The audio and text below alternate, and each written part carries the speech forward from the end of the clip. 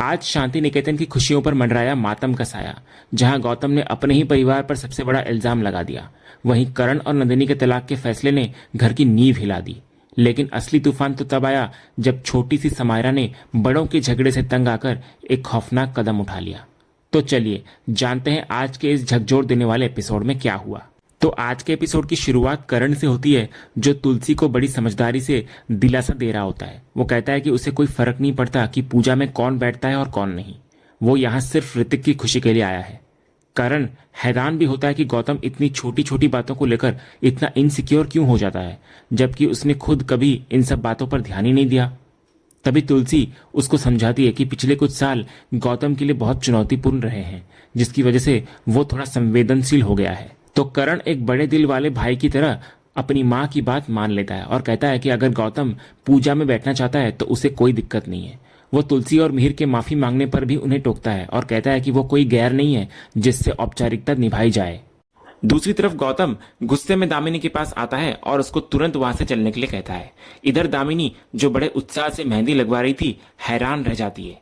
गौतम जिद पर अड़ा होता है कि वो उसे बाहर से मेहंदी लगवा देगा, लेकिन अभी उसे वहां से जाना ही होगा। तभी दामिनी पूछती है कि वो सीन क्यों क्रिएट कर रहा है। तो गौतम का दर्द छलक पड़ता है। वो बताने लगता है कि वो सिर्फ दामिनी के कहने पर यहाँ आया था, लेकिन उसे वो जगह बिल्कुल पसंद नहीं जहां उसकी इज्जत ना हो। उसे अपनी ही फैमिली की वजह से बहुत अपमानित महसूस हो रहा है। फिर वो बताने लगता है कि घर का बड़ा बेटा होने के बावजूद हवन में करण और नंदिनी बैठे हैं, जबकि वे दोनों यहाँ वहां घूम रहे हैं। तभी दामिनी उसको समझाने की कोशिश करती है कि शायद ये सब पहले से डिसाइड हुआ हो और वे खुद भी तो आखिरी मिनट में आए हैं। लेकिन गौतम इसे मानने को तैयार नहीं होता। वो कहता है कि दामिनी उन लोगों का बचाव न करे, क्योंकि वो जानता है कि इस घर के लोग क्या सोचते हैं। फिर वो दामिनी का हाथ पकड़कर उसे वहां से ले जाने लगता है। फिर गुस्से से उबलता हुआ गौतम जैसे ही जाने लगता है, करण उसके सामने आकर उसको रोक लेता है। करण उसको समझाता है कि अगर वो पूजा में बैठना चाहता है तो जाकर बैठ जाए, कोई तमाशा ना खड़ा करे। लेकिन गौतम को ये बात और चुभ जाती है। वो करण को चुप कराते हुए कहता है कि उसे भीख लेने की आदत नहीं है, चाहे वो घर का हिस्सा हो या पूजा में जगह। तभी करण माहौल को शांत करने की कोशिश करता है और कहता है कि यहाँ सब अपने हैं, कोई फर्क नहीं किया जाता। फिर करण कहता है कि वो और नंदिनी बस पापा को सामने दिख गए, इसलिए उन्हें बिठा दिया गया। अगर गौतम दिखा होता तो उसे भी बिठा देते। तो इस पर गौतम का सब्र टूट जाता है। वो चिल्ला कर कहता है कि यही तो समस्या है कि वो कभी उन्हें दिखा ही नहीं। वो बोलता है कि वो पास में ही बेंगलुरु में था, लेकिन फिक्र अमेरिका वाले करण की होती थी। फोन करण को चाहते थे और पूजा में हक बड़े बेटा का था, लेकिन दिखा करण ही। तभी घर के सारे लोग शोर सुनकर जमा हो जाते हैं। इधर गौतम का इल्जाम होता है कि घर में सिर्फ बेटा होना और लाडला बेटा होना अलग बातें हैं। वो कहता है कि जब घर के बच्चे गिने जाते हैं तो उसकी गिनती होती है, लेकिन जब दिल के टुकड़े की बात आती है तो करण सबसे आगे होता है। तभी शोभा बीच बचाव करने की कोशिश करती है, लेकिन गौतम सुनने को तैयार नहीं होता। इसके बाद करण फिर भी संयम बनाए रखता है और दामिनी को भी गवाह बनाता है कि गौतम कैसी बेबुनियाद बातें कर रहा है। फिर वो गौतम को बेकार की बातों को छोड़ने के लिए कहता है, जिसको गौतम अपनी इज्जत से जोड़ लेता है। फिर बात बढ़ती जाती है।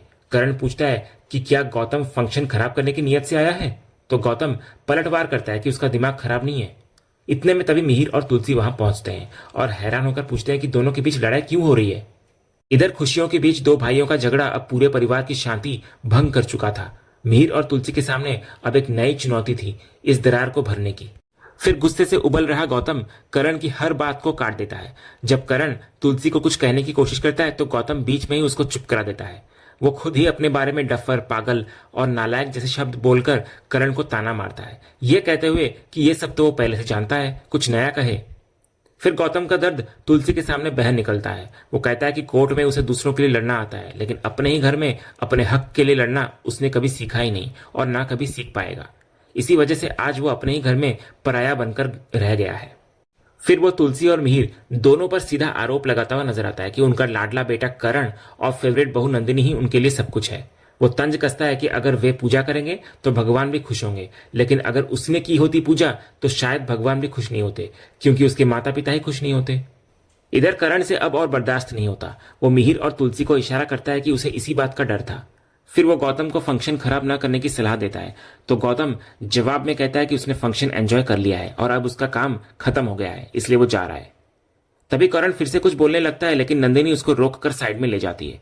वो उसको शांत रहने और फंक्शन खराब न होने की अपील करती है, लेकिन करण का गुस्सा अब नंदिनी पर भी फूट पड़ता है। वो नंदिनी को ताना मारता है कि उसको फैमिली की फिक्र करने की जरूरत नहीं, क्योंकि वो खुद ही तो इस फैमिली को छोड़कर जा रही है ना। वो उसको याद दिलाता है कि उसने तो अब अलग होने का फैसला फाइनल कर लिया है, तो अब दिखावा क्यों कर रही है। इतना बोलकर करण गुस्से में वहां से निकल जाता है, लेकिन इस टकरार का एक और गवाह वहां मौजूद था, दूर खड़ी समायरा, जिसने अपने माता पिता के अलग होने की कड़वी सच्चाई सुन ली होती है।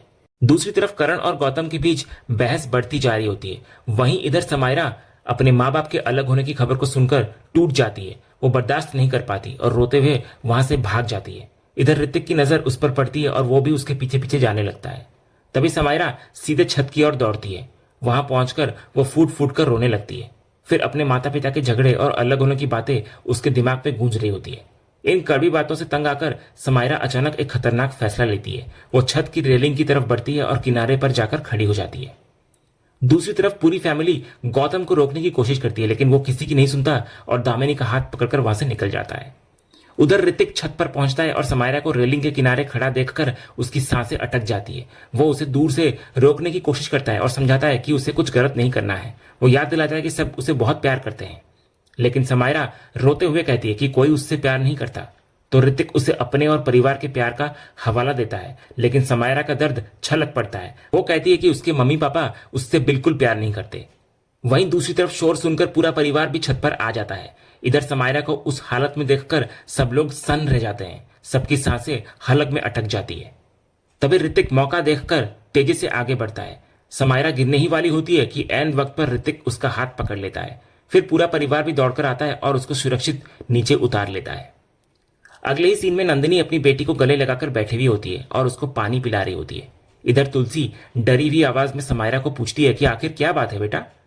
वो उसको भरोसा दिलाती है कि अगर वो उसे नहीं बता सकती तो ऋतिक चाचू को बताए।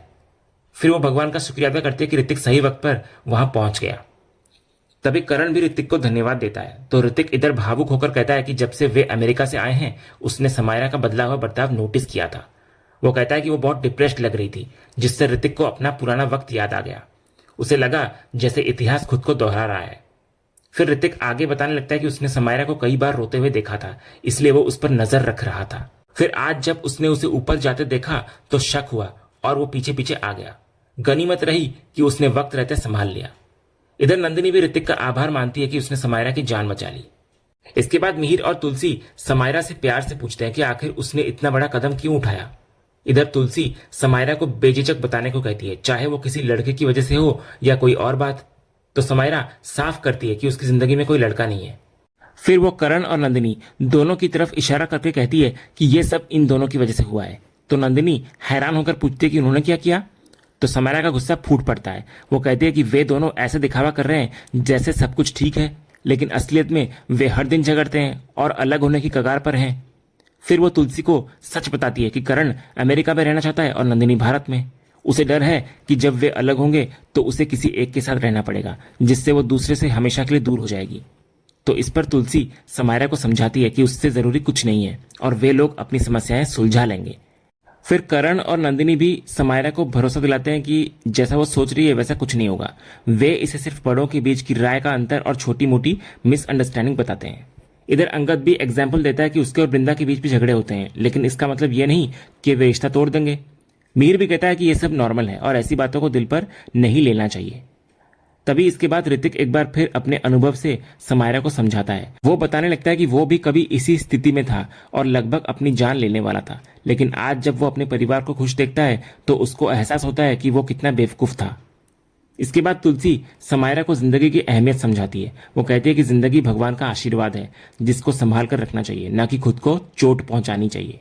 तो समायरा मानती है कि वो कोशिश करती है, थेरेपी भी लेती है और पॉजिटिव सोचने की कोशिश करती है, लेकिन जैसे ही वो संभलती है उसके माता पिता फिर से झगड़ने लगते हैं और वो वापस डिप्रेशन और अकेलेपन में चली जाती है। उसे लगता है कि कोई उससे प्यार नहीं करता। तो मिहिर इस पर उसको आश्वस्त करता है कि वे सब उससे बहुत प्यार करते हैं। फिर तुलसी समायरा को एहसास दिलाती है कि माता पिता के लिए बच्चों से बढ़कर कुछ नहीं होता। वो समझाती है कि समायरा अपने माँ पापा के लिए सबसे कीमती है। तुलसी उसको भरोसा दिलाती है कि अगर माँ पापा से बात ना हो पाए तो वो दादी दादू चाचा या बुआ किसी से भी बात कर सकती है, लेकिन खुद को अकेला ना समझे। इधर मुन्नी और परी भी आगे आकर अपना साथ देने का वादा करती हैं। फिर तुलसी समायरा से एक पक्का प्रॉमिस लेती है कि जो कोशिश उसने आज की वैसी वो दोबारा कभी नहीं करेगी। तो समायरा भी प्रॉमिस लेती है कि वो ऐसा कभी नहीं करेगी। फिर तुलसी परी को इशारा करती है कि वो समायरा को नीचे ले जाकर फ्रेश कराए ताकि वो संगीत में शामिल हो सके। फिर जैसे ही समायरा वहां से जाती है, तुलसी और मिहिर करण और नंदिनी को आड़े हाथों लेते हैं। इधर तुलसी का गुस्सा फूट पड़ता है। वो दोनों को डांटती है कि उनकी जिद और झगड़ों का असर उनकी बच्ची पर कितना गहरा पड़ा है। वो उन्हें याद दिलाती है कि आज उनकी लापरवाही की वजह से समायरा की जान भी जा सकती थी। इधर मिहिर भी करण से सवाल करता है कि पिछली बार उसने वादा किया था कि वे इंडिया शिफ्ट हो जाएंगे, उसका क्या हुआ। तो नंदिनी तंज कसती है कि करण के वादों का तो रहने ही दे, क्योंकि उसने पहले भी कई वादे तोड़े हैं। तो इस पर करण भी चिढ़कर जवाब देता है और दोनों फिर से बहस करने लगते हैं। तभी तुलसी उन्हें बीच में ही रोक देती है। वो कहती है कि 2 दिन से उनका झगड़ा देखकर उसकी हालत खराब हो रही है, तो सोचो समायरा पर क्या बीत रही होगी, जो हर दिन ये तमाशा देखती है। वो उनसे फिर पूछती है कि क्या उन्हें अपनी बच्ची की फिक्र है या नहीं। तो इस पर नंदिनी बेबसी से कहती है कि उन्हें फिक्र है, लेकिन उनकी भी अपनी जिंदगी है, प्रॉब्लम्स है, इमोशंस हैं। वो तुलसी से ही सवाल करती है कि वे आखिर करें तो क्या करें। तो इस पर तुलसी एक माँ और दादी की भूमिका में उन्हें समझाती है कि एक बार माता पिता बनने के बाद बच्चों की जिंदगी सबसे बड़ी प्राथमिकता होनी चाहिए, ना कि उनके आपसी झगड़े या निजी समस्याएं।